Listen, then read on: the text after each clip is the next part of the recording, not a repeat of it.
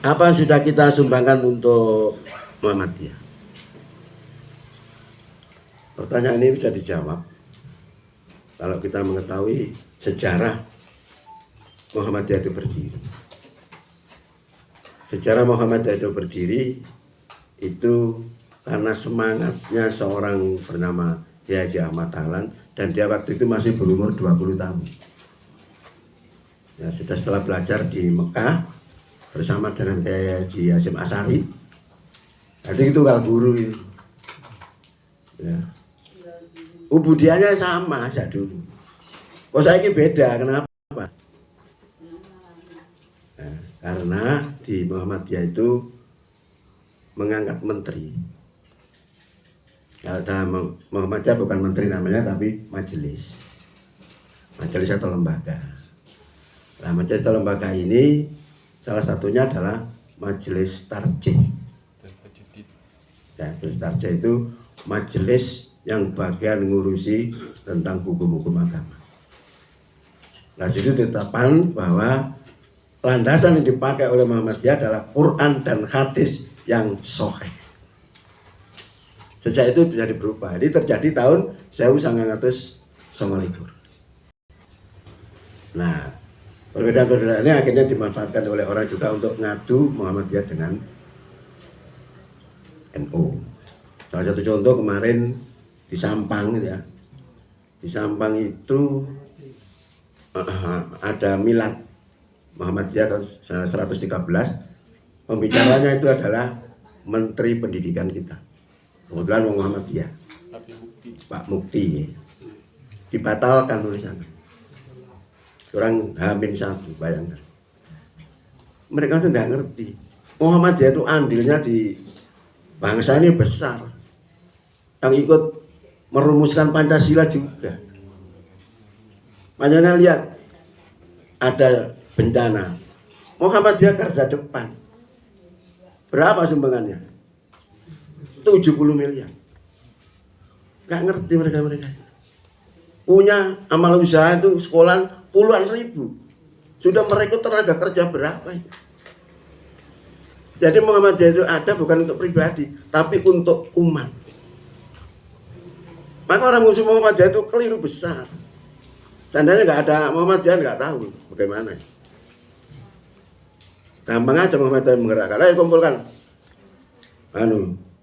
hasil Jumat, setorkan ke sana, selesai. Dan sekarang ini semakin tua semakin besar Muhammadiyah itu.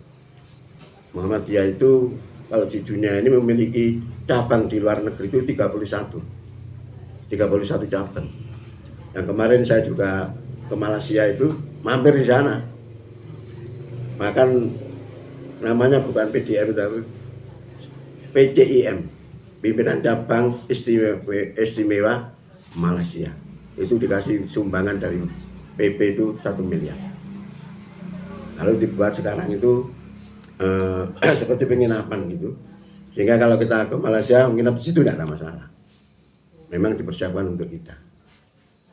Nah, makanya orang-orang muslim Muhammadiyah itu keliru besar. Karena apa? Yang bawah didik-didik gitu. Wadah luar biasa. Zamannya Covid aja. Pemerintah itu diutangi Muhammadiyah. Kok iso? Nah, belum dibayar kok dulu. Berapa triliun itu. Kalau sekarang mungkin sudah lunas ya. Itu karena Muhammadiyah itu berangkatnya memang berangkat perjuangan. Nah, semangatnya Kiai Haji Ahmad Dahlan itu mendirikan mendirikan Muhammadiyah itu korbannya enggak fisiknya aja, sak duwike. Maka ketika beliau mendirikan sekolah, kayak bayar guru gak ono. Dodol barangi, bayangkan. Nah, jadi awak lan harta nih untuk mendirikan Muhammadiyah. Kalau kita analisis dengan Quran, salah apa benar itu? Sama dengan kalau Ibrahim disuruh membunuh anaknya, dilaksanakan walaupun akhirnya diganti. Apakah itu benar dalam Quran? Sama dengan tadi ya, apa benar itu? Harta sak awai. Itu bisa panjenengan lihat dalam Quran surat 61. Dan 61 kira-kira ayate 10 sampai 12. Udene ngeten. Ya ayyuhalladzina amanu, wong kang padha iman, hal adulukum ala tijaratin tunjikum min adzabin alim. Maukah kamu saya tunjukkan suatu perniagaan, suatu transaksi yang bisa menyelamatkan kamu dari adab yang pedih? Ini pertanyaan dari Allah. Apa pekerjaannya? Transaksinya apa? Tu'minuna billahi wa rasulihi wa tujahiduna fi sabilillahi bi amwalikum wa anfusikum dzalikum khairul lakum in kuntum ta'lamun. Yaitu beriman kepada Allah dan beriman kepada hari kiamat dan berjihad di jalan Allah dengan harta dan jiwanya. Nah, itu salah satu Muhammadiyah sampai 100 tahun lebih. Karena pengurus-pengurusnya itu rata-rata ikhlas. Nah, itu kehebatan Muhammadiyah. Nah, itu bayarannya apa? Bayarannya yaghfir lakum dzunubakum. Niscaya Allah akan mengampuni dosamu, wa yudkhilukum jannatin, dan akan memasukkan kamu ke dalam surga. Itu bayarannya. Maka sebentar lagi ini kan ada namanya pembinaan LPJR ya, dengan 28 kalau salah. Itu kenapa ranting-ranting kita itu tidak bergerak. Padahal kalau kita melihat di Manyar misalnya, saya kemarin ke Manyar, ke sekolahan sana, ternyata di sana itu berdiri sekolah yang sangat mewah. Muridnya ya wakai, SPP-nya ya larang. Ternyata yang membuat siapa? Ranting. Cuma dapat wakofan tanah dari Pak Bisri, Haji Bisri. Di Muhammadiyah itu pernah dikasih itu sebenarnya. Di Bentar itu saya pernah dengar ceritanya, itu diberikan pada Muhammadiyah, Kota Mojokerto. Tapi tidak mau karena tidak bisa mengelola. Nah, itu kan keliru kita ya. Ternyata Haji Bisri orang kaya, tanahnya dihibah-hibahkan ke organisasi-organisasi terutama di Muhammadiyah. Nah, ternyata dengan semangat itu ranting bisa membuat sekolah. Nah, sekarang kita itu ranting dan PCM-nya itu kan hampir tidak ada satu gerakan yang menghasilkan sesuatu. Jangan kan gitu, PDM aja nggak bisa, karena dana nggak ada. Maka saya sebenarnya terkait dengan lasismu yang diusi cok guru tok. Harap saya begitu. Cabang ranting perhatikan, dikasih bagian supaya bisa menghidupkan organisasi. Seharusnya begitu. Jadi karena mereka diperhatikan, dia juga akan memperhatikan. Itu kan timbal baliknya gitu. Nah, itu terkait dengan masalah kondisi kita di Muhammadiyah, sumbangan apa yang sudah kita berikan. Kalau kita tidak memiliki semangat itu, kita tidak akan memberikan sumbangan apapun. Karena apa? Tujuan Muhammadiyah itu apa? Menegakkan dan menjunjung tinggi agama Islam sehingga terwujud masyarakat Islam yang sebenar-benarnya. Menjunjung tadi apa? Menegakkan dan menjunjung tinggi agamanya, bukan diangkat, dijunjung indah. Artinya menjunjung tinggi itu berarti dilaksanakan aturannya. Nah, kalau orang mau melaksanakan aturannya itu namanya orang itu mesti militan. Maka selama anggotanya tidak militan, longko mewujudkan itu. Karena ini yang mendukung. Maka saya sampaikan seperti ini juga supaya termotivasi semangat kita bagaimana Ahmad Dahlan mendirikan Muhammadiyah dulu bagaimana. Seorang diri sekarang sudah umur 100 tahun lebih. Luar biasa itu. Kalau penjelasan seperti itu semangatnya nanti. Karena merasa bahwa yang kita kerjakan itu akan dinilai oleh Allah sebagai jihad. Ya, kita kan belum seperti itu. Kalau kita sudah seperti itu enteng. Nah, saya ngomong-ngomong gini, salah satu contoh misalnya. Saya ini kebetulan sebagai ketua PDM ya. Ada ketua, ada sekretaris, ada bendahara. Loh, ketua ini nggak surat-surat karet teken tak sih selesai ya. Enak aja. Loh, saya juga ikut jadi sekretaris. Saya gak tega nak Jarno itu loh, gak jalan. Jalan itu mesti terlambat. Dan itu juga sejak dulu saya melakukan itu. Karena apa? Saya memiliki semangat juang. Jadi spiritual Quran itu tadi. Waktu saya menjadi majelis tabligh, saya merangkap 3. Ketua, sekretaris, bendahara. Saya semua. Luar biasa. Karena nggak jalan, karena gandengannya nggak punya semangat. Tidak mengerti. Padahal kalau kita menjadi pengurus, itu artinya kita sudah melaksanakan Quran surat 3 ayat 104. Karena spirit yang dipakai oleh Muhammadiyah, oleh Kiai Haji Ahmad Dahlan dalam mendirikan Muhammadiyah itu spiritnya itu.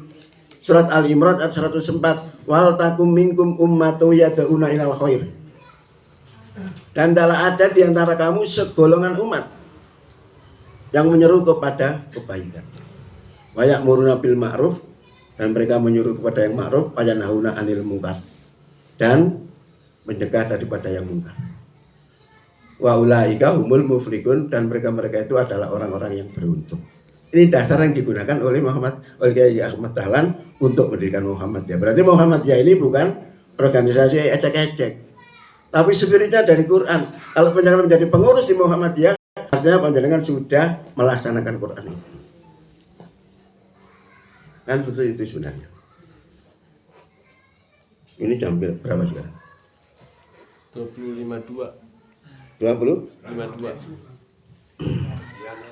Ibadah yang dibahas di 8 lagi. Tapi ya nggak apa-apa, tak cukupnya aja.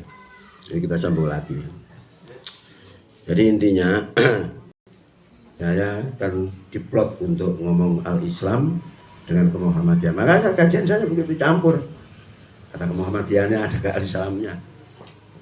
Nah, saya itu menginginkan kita semua itu militan. Ya. Kalau tidak militan, sulit kita mencapai satu tujuan. Salah satu contoh ya, kayak militan itu. Orang Yahudi, orang yang tipe orang numpak taksi tok itu, gak gelem nek taksi nang Yahudi. Tawane wong pira gak gelem. Karena fanatik dia. Militan kepada agamanya. Dia terpaksa harus numpak taksi wong Yahudi. Lagi kan militan. Sudirman tahun 1905,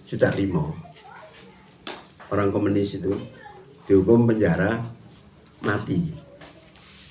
Gara-gara dihukum mati, ngerpo-ngerpo jaluk diturunkan hukumannya 20 tahun, 15 tahun. Tapi dia tidak memerpo-repo. Justru dia bangga dengan tidak punya takut, bahkan membacakan puisi. Itu orang komunis yang tidak percaya Tuhan. Apalagi kita yang punya Tuhan, percaya kepada Tuhan, harus lebih militan. Itu sih maksudnya ya. Jadi kalau kita berislam itu memang harapan kita sing temenan, ojo separuh-separuh. Nah separuh-separuh jatuhnya kepada kemunafikan. Nah munafik diancam oleh Allah, ditempatkan dalam neraka paling bawah dari dasar neraka. Nah setelah panjangan pelajari Islam itu nanti panjangan bisa ngoreksi. Jadi kelompok iman atau kelompok fasik, dolim, munafik itu bisa dilihat, bisa diukur. Kontrol kita di situ. Ya. Kalau kita nggak memahami makna nih yo, pancet. Malah yang kita bayangkan aku mau Quran oleh pahala, gitu. Nggak bisa merubah mental. Kalau panjenengan ngerti maknanya, insya Allah bisa. Saya kira itu ya. Ini karena masih banyak, ini nggak mungkin kita sampaikan semua. Ini kalau cici semua orang jam. Tapi ya cukup bahas ini aja. Mudah-mudahan apa yang kami sampaikan ini bisa memberikan manfaat panjenengan untuk sadar bahwa kita sebagai orang beriman harus tunduk patuh kepada aturan Allah Subhanahu wa taala. Karena orang yang beriman itu dijanjikan oleh Allah surga. Innalladzina amanu wa amilus solihati kanat lahum jannatul firdausi nuzula khalidina fiha la yabghuna anha hibal. Sesungguhnya orang beriman dan beramal soleh adalah surga firdaus tempat tinggalnya, dan mereka kekal di dalamnya, dan mereka tidak kepingin pindah daripadanya. Janji Allah pasti benar. Kalau orang takwa dijanjikan oleh Allah, wasari'u ila magfiratin min rabbikum wa jannatin arduha samawati wal ard uiddat lil muttaqin. Bersegeralah kamu kepada ampunan dari Tuhanmu, dan bersegeralah kamu kepada surga, yang surga itu luasnya seluas langit dan bumi, uiddat lil muttaqin, yang disediakan untuk orang yang takwa. Jadi yang harus kita banggakan itu adalah kualitas kita, bukan golongan, bukan kelompok. Kalau kita membanggakan kelompok, jatuhnya kepada syirik. Qurannya ada, wala takunu minal musyrikin, jangan kamu menjadi orang musyrik. Siapa orang musyrik itu? Minal ladina farraqu dinahum wa kanu syi'a kullu hizbin bima ladaihim farihun. Yaitu orang yang memecah belah agama mereka menjadi beberapa golongan, tiap golongan merasa bangga dengan apa yang ada pada diri mereka. Ini surat Rum ayat 32, panjangan bisa lihat. Nah, yang penting itu panjangan kalau kamu bisa berdakwah, dihafalkan. Sebagai senjata, sebagai untuk membentuk karakter kita, untuk membentuk kepribadian kita. Teman-teman, mudah-mudahan manfaat. Bila taufik wal hidayah. Assalamualaikum warahmatullahi wabarakatuh.